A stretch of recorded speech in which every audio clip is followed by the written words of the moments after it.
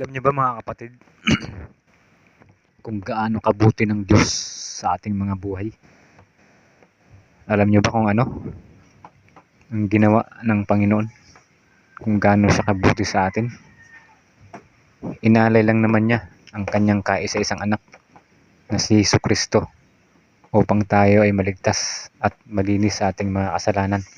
Ano ba yung ginawa ni Jesus upang tayo ay malinis at maligtas sa ating mga kasalanan? Ang ginawa niya is inalay lang naman niya ang kanyang buhay para sa atin. Namatay siya para sa atin at namuling nabuhay at umakyat sa langit. Ngayon, dahil nalinis na po tayo sa ating mga kasalanan lahat dahil sa kanyang kamatayan sa krus, ang tanong ko po is ganito: ligtas na ba tayong lahat dahil sa kanyang kamatayan sa krus? Ang sagot po ay hindi pa. Kasi alam ko pong marami pa ang hindi tumanggap sa Panginoon bilang Panginoon at tagapagligtas ng kanyang buhay.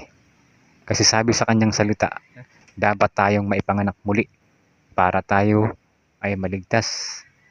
Dapat tayong maipanganak muli sa Espiritu para tayo maging kanyang anak. Kailangan mong tanggapin ang Panginoong Hesus, kapatid, bilang Panginoon at tagapagligtas ng iyong buhay. Importante po ito na magawa mo. Kasi ito po ang utos ng Panginoon na kailangan mong maipanganak muli. Huwag niyo pong sayangin. Huwag niyo pong sayangin ang kagandahang loob ng ating Panginoon na linisin ka at iligtas ka sa kanyang sariling dugo o sa kanyang sariling buhay. So para hindi yun masayang, kailangan mo lang tanggapin ng Panginoon bilang Panginoon at tagapagligtas mo at sumunod ka sa kanyang kalooban.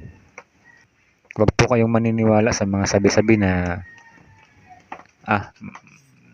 basta mamuhay lang ng tama at nagsisimba, nagpipray.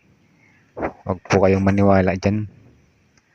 Kasi may proseso po kung paano tayo maligtas at dapat po natin sundin yun. Ang proseso po makikita po natin sa kanyang salita sa Biblia.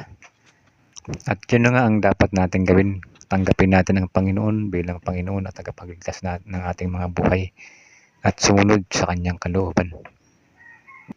At siya yung mamuno sa ating mga puso at sa ating buhay.